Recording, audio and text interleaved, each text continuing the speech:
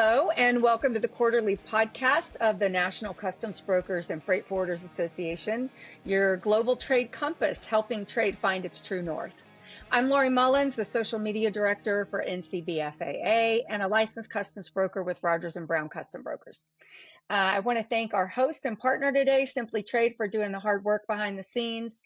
Today, our focus is going to be on the Transportation Committee. So I'm joined by a few important folks connected to our Transportation Committee, and I want to welcome both of you to today's show. And if you don't mind, Rich, will you take a moment and introduce yourself? Sure. Rich Roach. I'm Senior Vice President at Mohawk Global Logistics in Syracuse, New York. I'm also the NVOCC Chair at NCBFAA and formerly National Shippers Advisory Committee to the FMC, four-year term that just ended. Thank you. Thank you. And then we have our esteemed Transportation Council. Ashley, how about you? Will you do a brief introduction? My pleasure, Lori, and thank you all. Good to see you. Good to see Rich. Ashley Craig. I am a partner and co-chair at the Venable Law Firm in Washington, D.C., and I help to run our international trade and logistics group. For the past several years now, it's been our privilege and honor to serve as outside counsel on the Transportation Committee, but also in other areas for the NCBFAA. My quick background is that now for over 30 years, I've been involved with the industry both before and then during and then after law school. And again, it's my privilege to be here and spend some time today with you on this very important topic. Thank you both for joining me today. It's an honor to have you gentlemen here. So I want to go ahead and kick this off. I want to start by addressing you, Rich. We're well into the third month of 2026. With a new year always comes some new challenges. And obviously, we're going to be discussing the Middle East in today's podcast. That's an important issue for forwarders and shippers. But Rich, can you give us an update on what's been happening in transportation over the last few months?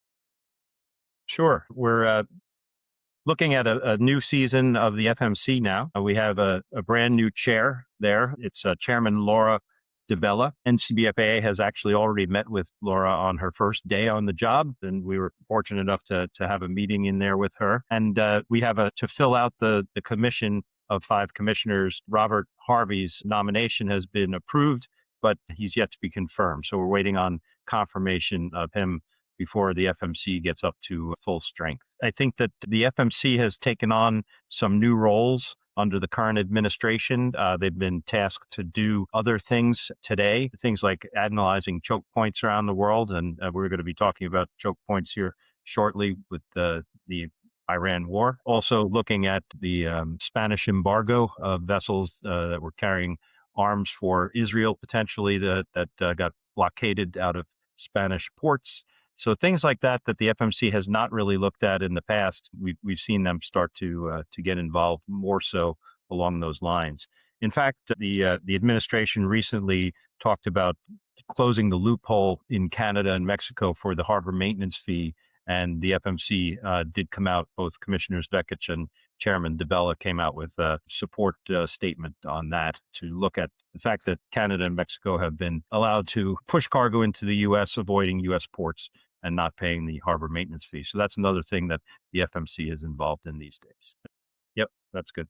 On the Trans-Pacific, I recently attended TPM. A lot of negotiations have been stalled on the contracting with the Iran war going on. Normally, TPM is the typical kickoff for contract negotiations, and that has really slowed quite a bit. The carriers, I think, are analyzing the results of what's going on in terms of worldwide global trade and how it impacts the TP trade. But really, the TP trade has not been impacted tremendously. There's still enough capacity, maybe even a little over capacity on that trade. Rates have been sort of on the lower side, and we're looking at the contract negotiation season is not not big increases this year as far as we're seeing. One of the things that we did learn a little more about on impacts of the Iran war is that we thought we would start to see vessels coming through the Suez Canal again. And they had started, but I think all of those restarts have now been terminated. And so the ships that continue to go around Africa will continue to keep capacity used in the market. So it changes the math a bit on how capacity is structured for the Trans-Pacific trade and actually global trade, in that 10 to 15% more capacity could come back on the trade should we go back to the Suez Canal routing And we don't see that happening now in the short term anyway. Thank you. Thank you so much, Rich. We appreciate that update. And Ashley, I'm going to run to you for a little bit. And for listeners who don't fully understand the geography and the trade significance of what's going on in the Middle East, can you explain why the Strait of Hormuz is so critical to global transportation and commerce and what's going on in the area? I'll do my best, Lori. In short, we're talking about a passage which I think, and Rich can jump in and correct me given his expertise in his sailing days, but it's 20 nautical miles wide, if that, and it has predominantly been controlled by the Iranian side. So you've got Iran dominating one side from tip to tail, and then you have the Emirates and others that are clustered around, including Saudi at the very tip. And so the Iranians have always used this as a strategic choke point. This is not the first time.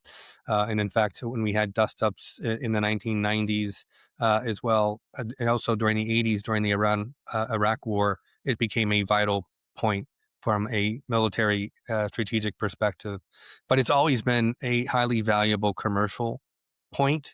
You're looking at the flow of over 60% of petroleum product, et cetera, coming out of the region that must transit that point. The Strait of Hormuz is extremely important from a commercial perspective and will always be, just given the geographic location and the fact that it is such a very tight point of exit and entry for the larger Gulf region. Understood. So this goes to either of you, what are the key developments occurring there right now that transportation professionals should be paying attention to? I think the biggest impact that we're seeing with the closure of the Straits of Hormuz is the fact that we have about 400 tankers that are effectively stopped, either trapped or can't get in to continue flow. That's out of a total of about 700 ships, so another 300 cargo ships that can't get in or out. The cargo ships are typically for that particular trade lane to other worldwide destinations, and those, the export bookings have basically been stopped. The ships that are trapped, especially the container ships, have not gone out. We do know that Iranian tankers, Indian tankers, and also the Chinese tankers are able to pass through the Straits of Hormuz right now. So, and I think the current administration is in support of any fuel that can leave to help support worldwide energy needs. But one of the things that this does is the fact that we've slowed down on the fuel. It's not just that the fuel prices are spiking, and we will see that on all trades, but also the availability of fuel. So the availability, especially in Asia, is dependent upon that Iranian oil is not getting there. So the airlines are not able to get the fuel in the capacities that they need. And it started to impact the ocean carriers as well. So these are significant impacts of the Straits of Hormuz closing. Gotcha. So, Ashley, from a legal standpoint, how did the tensions in this region translate into real world risk for carriers, the importers, and the exporters?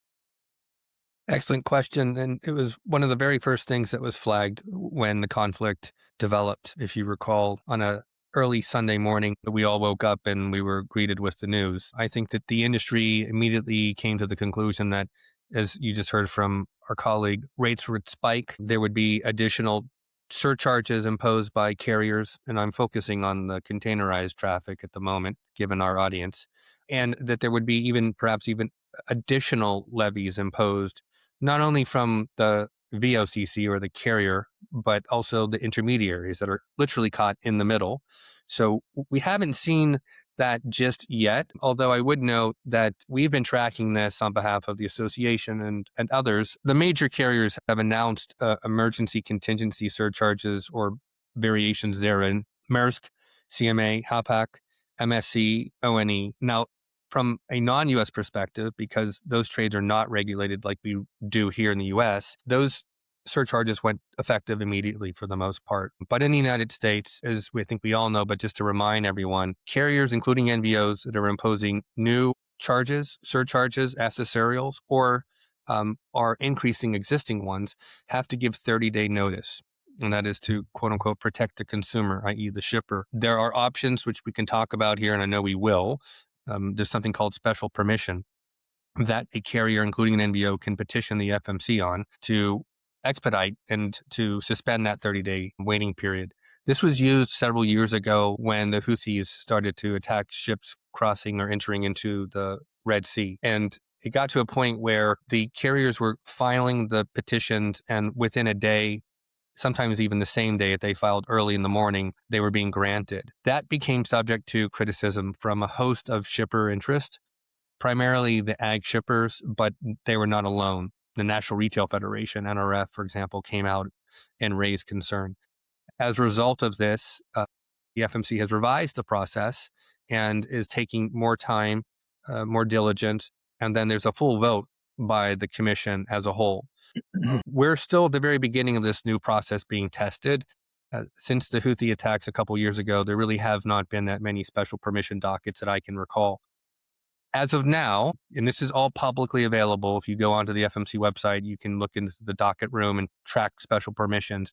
You'll see, I had one of my colleagues take a look at it before we jumped on today's podcast, and nothing has been posted. But we do know from informal conversations with commission staff that there are several special permission applications pending, and these are all from VOCCs, from the carrier side. No NVOs have done it just yet. Also along those lines, I would also note, going back to the Maersk, CMA, Hapag, MSC, and ONE announcements, for the U.S. trades, they did announce a 30-day effective date. So depending upon who did what, when, and where. So for example, the Maersk rate would take effect sometime in early April. And if I'm not mistaken, as CMA, same thing, on or about that 30-day period. So you're not going to see the tariff rule impact for another couple weeks or so. But keep in mind, as we tape this podcast, we are about 2.5 weeks into the conflict with no sign that things are going to be diminishing anytime soon, unfortunately. So we should buckle up for a long haul here. But to round that out, I would just say from an NVO perspective, assuming you don't decide to increase the charge imposed by the carrier and you just pass it through, thanks to modifications from a couple years ago, you can do so. You don't have to wait 30 days. You just have to be prepared to, upon request, provide proof to your customer as to the charge that you're being hit with by the underlying carrier, which I think would be pretty easy to do these days. So I'll round up by saying you should take a moment, look at your service contracts, take a look and see if they're linked to the tariffs of the carriers, which they typically are. If not, and it's a holistic approach, then also take a look and see if there's anything in there that talks about how a carrier can take certain action in time of war, a war risk situation, etc. But keep eyes on it. We're following it. The FMC, the last thing I would note, Lori, tipping it back to you, did issue a statement a few days back noting and reminding, they did this a couple years ago, more or less along the same lines when we had the work stoppage along the East Coast and the Gulf with the ILA situation with the carriers as they were renegotiating their long-term contract for stevedoring operations. But the FMC reminded carriers, including NVOs, of their obligations under the Shipping Act to publish and adhere to certain rates, charges, surcharges, etc. What the FMC can ultimately do is a question mark, but I agree with Rich. We have a new chairman. She's very engaging. We did have the opportunity, as Rich said as well, to meet with her on day one. I've been able to meet with her several times since, and she's very inquisitive. Just met with her the other day. This issue came up. She is very open to ideas and suggestions. What the commission ultimately said is just keep eyes on your service contract. As I just said, take a look at it. If you do feel that you are the subject of certain activities and conduct that present Shipping Act issues, not pure breach of contract. Remember, 9 times out of 10, if you have an issue with a carrier under your service contract, that's going to be a breach of contract, and you're going to go to the district court or to the alternative dispute resolution that is provided in the contract. But if you do feel that there is some sort of unreasonableness under the Shipping Act, you can look to the FMC. You can file your own complaint. You can go to the Bureau. Now it's the Office of Enforcement that's part of a larger reorganization, as well as their Consumer Affairs Department, or CATERS. That's an alternative dispute capability. That one takes 2 to tango. So if the carrier decides that they've done nothing wrong, and NVOs, by the way, can also be subject to these type of allegations. So it goes both ways. Keep eyes on the situation. I know we are, and we'll continue to advise the NCBFAA members. Thank you very much. I appreciate that. And the chairwoman has also been very vocal about that 30-day notice in some of her recent communications. So I think it's something that she's made it clear that they are watching closely. Are there any recent or anticipated sanctions, export controls, or security regulations that companies should monitor closely? Well, I would just say, generally speaking, we should always have our eyes and ears open to the full extent when it comes to trade compliance. From a NVO forwarder intermediary perspective, especially these days, there's been a growing, as you know, Lori, focus on the third-party providers from the U.S. government the last probably 2 decades, but more so now. And I would applaud the good work of the NCBFAA's Export Subcommittee, which falls under the full Transport Committee, for its engagement with primarily the Bureau of Industry and Security, or BIS, at Commerce, coming up with the Freight Forwarder Best Practices Act, which is now live, and you can find it on the BIS website. And the subcommittee continues to work with BIS on that. We've had this transition, obviously, with the new White House, but we've had the opportunity to meet several times there. But practically speaking, we will likely see a series of additional export controls placed on various third parties. Obviously, Iran's already subject to a full embargo, and the sanctions package is not new. It's been there since 1979. But as we see the rise of third parties that the Iranians are using as intermediaries in their own capabilities, we could see more designations from an OFAC perspective, Treasury, SDNs. Keep eyes on the situation, continue to monitor the U.S. consolidated list. As you know, that's all the various agencies that publish entities and individuals that are subject to restrictions or prohibitions, et cetera. So I would, again, just note that the association is engaged fully and meets on a regular basis in terms of the subcommittee, and this is part of what we've been asked to take a look at. Very good question, and practically speaking, I would say nothing should change other than perhaps a heightened sense of the need to keep eyes open and focused on what's going on from a U.S. government perspective. This administration seems to want deregulation on certain things, but then obviously loves to use certain executive authorities. As we all know, we saw it on the tariff front, and we also have seen it on the sanctions front. I'd also note we've seen some rollback because of what's going on. They've lifted and modified some of the restrictions on oil-related transactions from Russia to kind of offset the situation here. We've also heard rumblings. The White House press secretary, in fact, only a few days ago, commented in one of her briefings that the administration is considering a suspension, modification, I should say.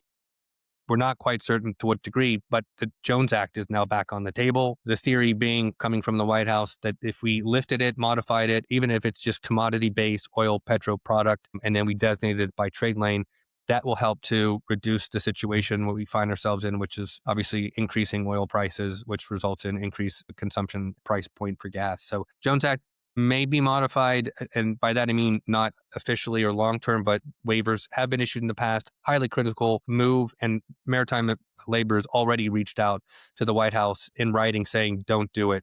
This is not good.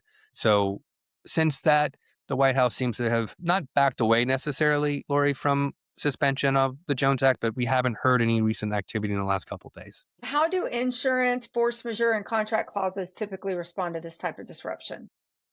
Good question, Lori. And I guess on the fortunate/unfortunate note, this is not the first time that we've had to go through this, not only in the region, but elsewhere in terms of conflict. So what we do know is that obviously the underwriters have always factored into their calculations war risk.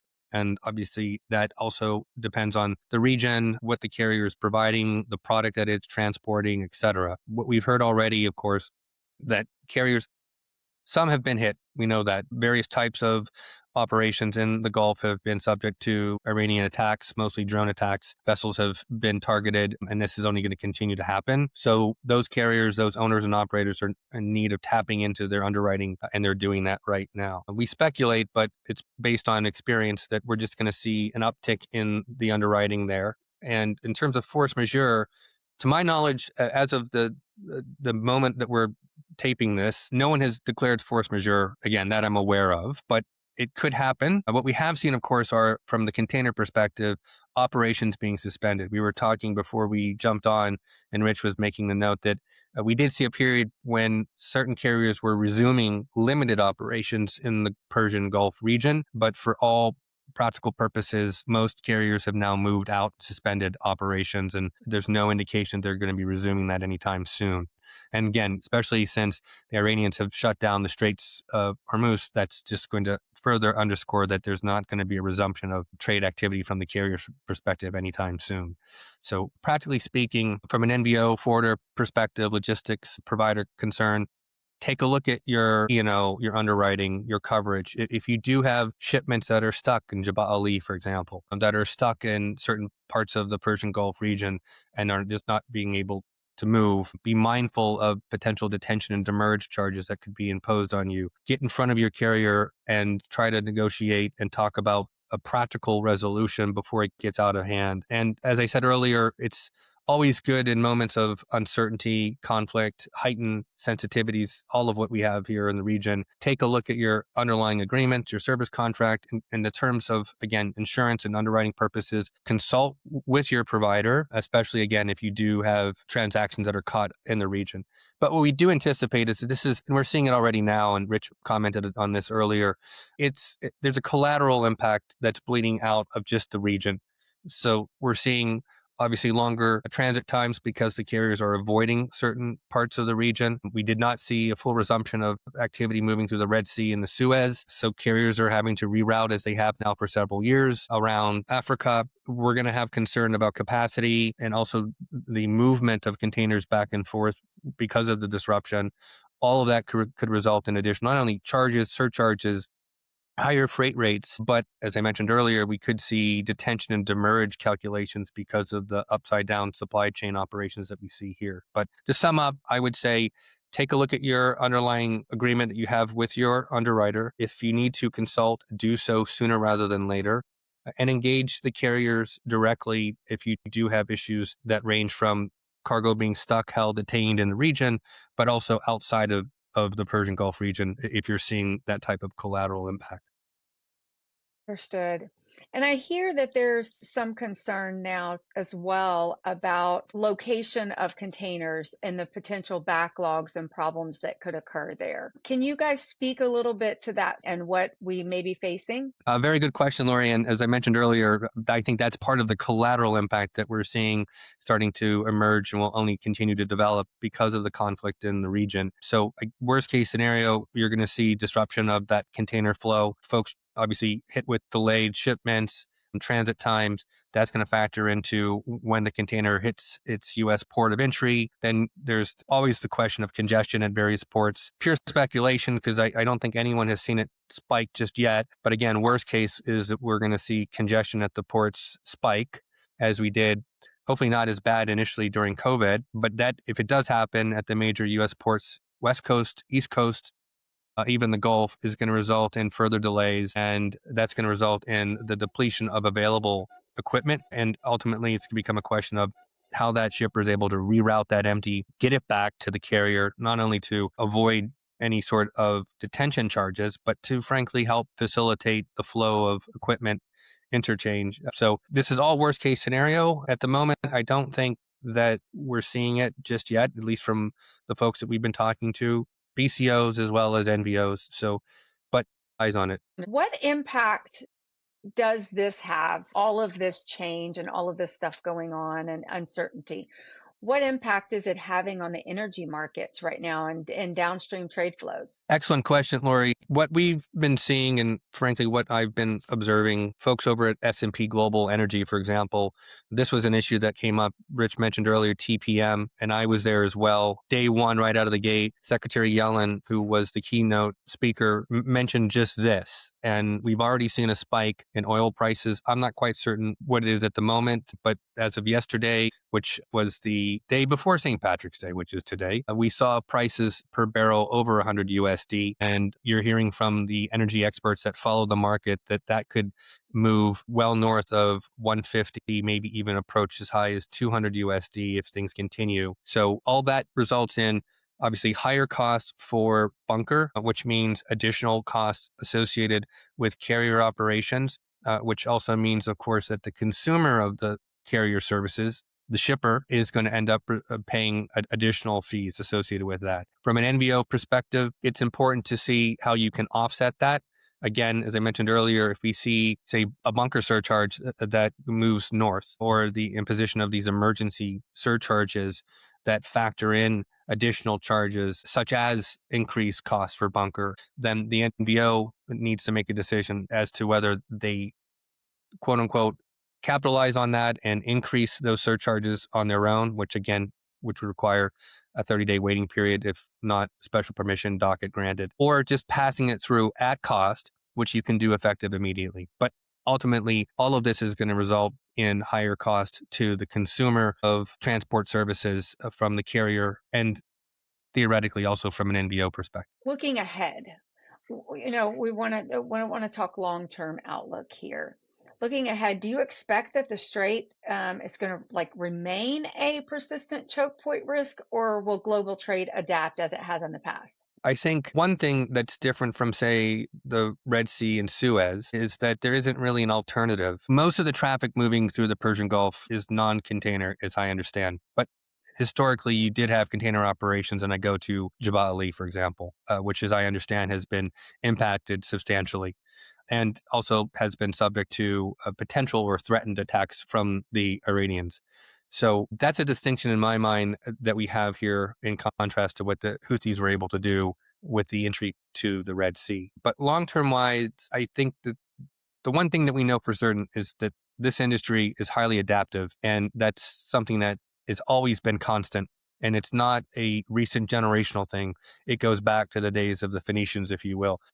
Commerce needs to move, and what you guys do is so critically important to that facilitation that there will be a plan B, C, and D found. There's no question in my mind. But, and I hope I'm wrong here, this could be a long, sustained engagement. Now, the administration has been very clear, if you will, that it does not see this as a long-term, sustained engagement. It's not going to be another Afghanistan. It's not going to be another Iraq. But again, we're at week 2.5.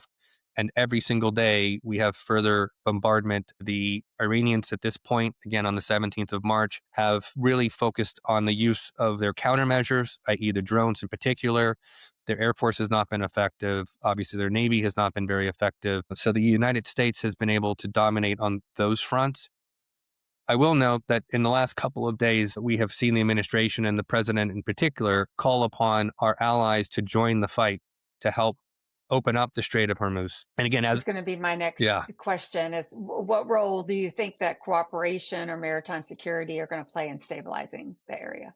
So we have a confluence of a variety of events since the administration came in back in January of last year that are now coming to a head. Obviously, everyone in this audience is well aware of the impact of tariffs to the trade community and to the import community, obviously in particular. Our trading partners have been targeted. Every single one, for the most part, has. Liberation Day is coming up on its first anniversary. Setting aside, and we won't go down the rabbit hole of the Supreme Court's decision on NAIPA and now where we are with the CIT and more importantly, where customs is in terms of implementation of the refund platform. But all of that is in movement. However, you cannot get away from the fact that our trading partners and our allies in particular in Western Europe, the UK, have been hit, hammered. There's been a series of derogatory comments that have come across from the administration. And now we see the president saying, you should join the fight. And to date, none of the Western European allies have said, okay. In fact, several, Germany, the UK, have come out and been very clear that they're not going to. Paraphrasing, but they have said, quote, this is not my fight. We did not start it. And in many instances, very little notice was given to our allies about this conflict from the U.S. perspective as it was being thought up and engaged. So the administration has also said, we don't need anyone's help. We're the strongest. We can do it alone. But again, as of today, the White House seems to be agitated that no other Western European ally in particular, although he's moved beyond that. He's called on Korea and Japan and others, Australia, New Zealand, to help engage. And no one has of substance stepped up and said, we're going to be deploying naval assets to the region. And there's no question in my mind that the United States Navy is still the world's best and most effective fighting machine when it comes to naval operations. But I go back to the fact that that strait is so tight. And there is concern from what I've been told and what I have read, deploying naval assets there could subject them to these Iranian attacks and would put in harm's way the men and women that are on those vessels, not to mention the vessel itself. And it's happened before. We've seen it. So in the region, I hope I am completely wrong. And by the time that this podcast is live and viewers are able to listen to it in a couple days or weeks, that everything has stabilized. But I have a feeling that we're in for a longer conflict than the White House initially thought. So are we kind of entering a period where legal risk planning becomes as important as operational planning in global logistics?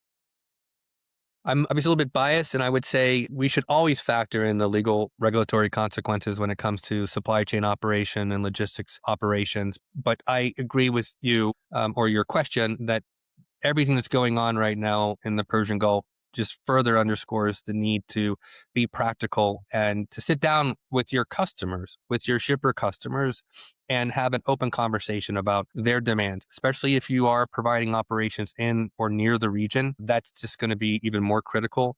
But you should take a holistic approach and talk about the collateral impact that we've been discussing throughout this podcast. This is a global implication, even though it's a regional conflict, which the United States and Israel started. But I do think that this is a very good time to sit down. Hopefully it's not too late, and engage with your customers as well as from your own company's perspective. As I mentioned earlier in the podcast, consult your underwriters, have another conversation, have a more fluid conversation about whether you need to revise the terms, expand the coverage of your underwriting requirements and needs and what you have in place. So yes, I believe this is I hate to say it, but a good time, an unfortunate time as well, of course, but it would be very prudent to take a look at regulatory implications, legal concerns, and make certain that you're not exposed in any way. Thank you. Thank you. So if you could give transportation and trade executives one piece of advice today, what would that advice be?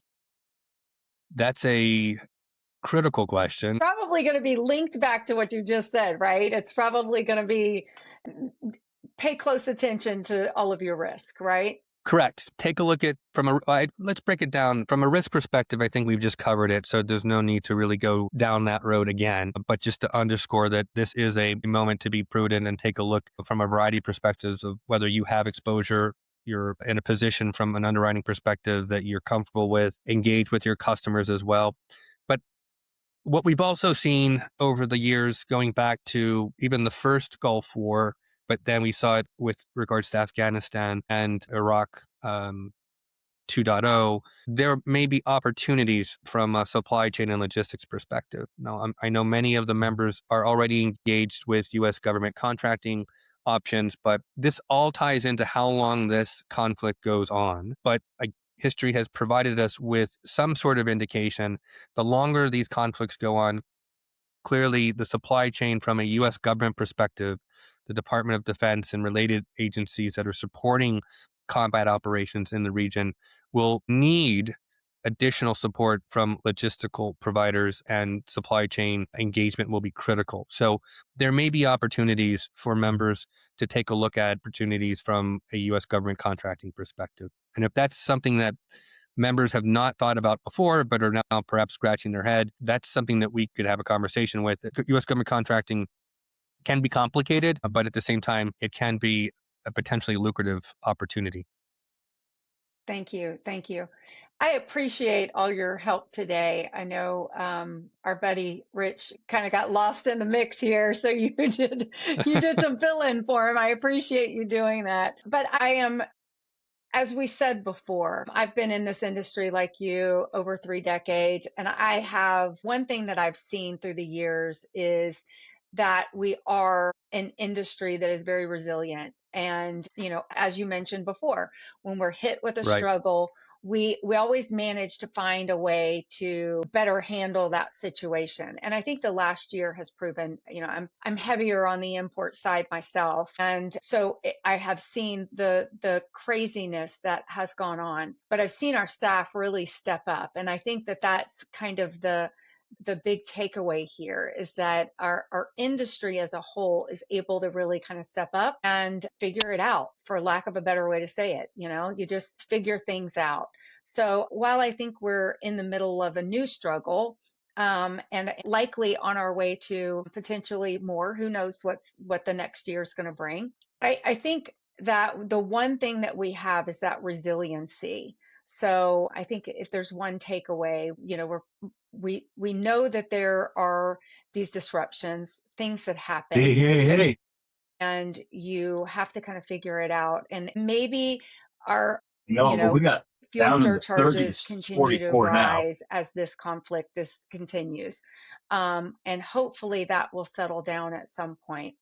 But I think the one big takeaway from everything that you've said today is that there are some risks that we have to consider, some things that we have to pay close attention to. I think one of the takeaways that I had also was the 30-day notice, and making sure that we're, obtaining and sharing that documentation. So on those increased rates. So I think the one question that I have, where can organizations engage constructively to support the stable trade in these high risk regions? And what can we do as an industry to kind of prepare for potential stabilization and keeping things moving? Well, I agree with you right out of the gate, Lori, in the sense that this industry, as I said earlier, I've found to be highly creative, adaptive, and the resilience level is always impressive. I've also found over the course of my years of involvement with the industry that when there are moments in time, such as the pandemic, such as the first and second Gulf Wars, such as 9/11, and now, of course, we have this situation in the Persian Gulf, couple things happen. One, there's a focus on how important global trade is. And two, there typically is a pivot from the mainstream media to focus on how important what you do is. Now, I will say that this administration, since it arrived back in town last year, has focused on maritime policy like no White House has in at least my lifetime. And as I said when I spoke at TPM, I think that's a good thing.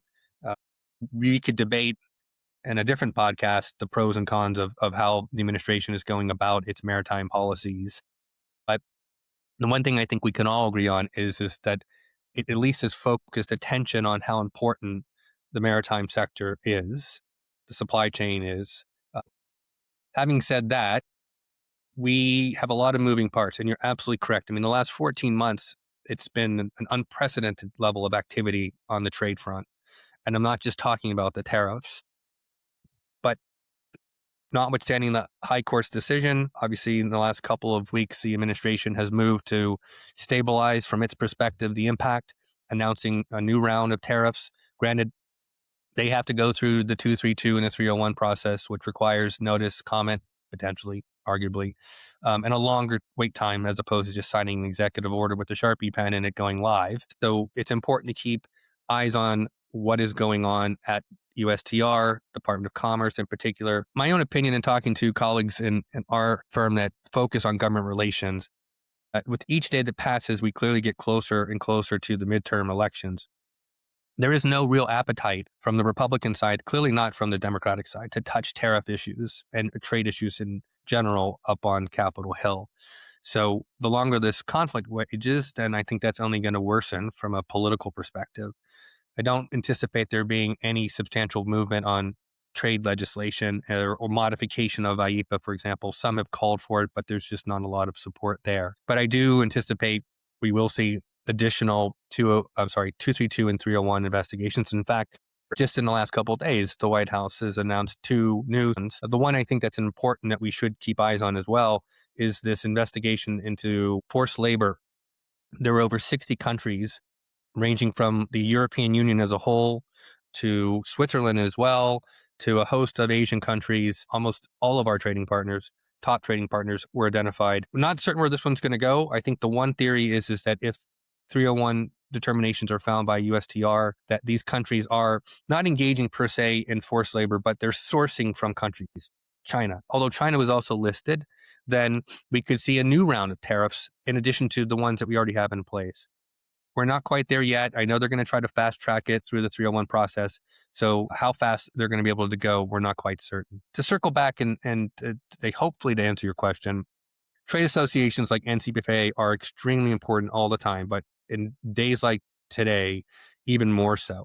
And the association is engaged on a whole litany of fronts where we have trade policy intersecting maritime policy, supply chain concerns, et cetera, and other trade associations that the members may be involved in overseas, be it the European-based or the Hong Kong Shippers Association, you name it. Make certain that you're involved and you're engaged. From a U.S. perspective, obviously NCBFAA will continue to be engaged with the administration, with members of Congress, with a whole variety of agencies that impact trade, transportation, supply chain operations, and that's a very important thing to keep eyes on. So I'd sum up and say there's a lot of moving parts. I get that. So rely on the association. For those of you that are engaged individually, that's important as well. Just know that we are also engaged with sister associations like Knit League, World Shipping Council, NRF, NAM, U.S. Chamber, and we're all trying to coordinate because this is one of those unique moments where all the associations seem to have been aligned and there's no daylight, if you will, between them. I think I mentioned earlier, or maybe it was Rich, but the administration unveiled this so-called Maritime Action Plan, or the MAP. I'm not going to go into it in detail. Had the opportunity to discuss it at TPM. So for those that were there, the presentation is available. And in fact, I'll coordinate with Megan to make it available to the members here too. A lot on that one. The one thing I would note is that there's a so-called universal ship tax that the administration is proposing. Now, unlike the 301 China ship tax from last year, this would apply to any and all non-U.S. built vessels, no matter the flag, the registry of that ship. And it would apply to every class category of vessel. So we're going back in time, and it's even potentially more complicated than what we saw last year with USTR and the China 301 ship tax that we have in place, which is at the moment currently suspended through October or November of this year. And there's also a proposed so-called land border fee. The theory of the administration is that this would address so-called cargo diversion. I believe Rich mentioned it earlier in the podcast, and the fact that folks try to, at least some believe, avoid or minimize the impact of the HMT. So this would equalize, from the White House's perspective, the HMT. Have a long way to go on that one, in my opinion, and already there's been a lot of opposition from trade associations. So again, just rely on your trade associations to the extent that you can. Yes, yes. And that is a great way to end our podcast for today. Thank you so much for joining me. This is our second podcast for the National Customs Brokers and Freight Forwarders Association, but we will be doing these quarterly to update the trade on what's going on and what activities the National Customs Brokers and Freight Forwarders Association has engaged in and what we're working on your behalf. If you are not a member of the National Customs Brokers and Freight Forwarders Association, I encourage you to become a member. The tools, the toolkits, the podcasts, all of the content and the services that the National Customs Brokers and Freight Forwarders Association provides on behalf of our members.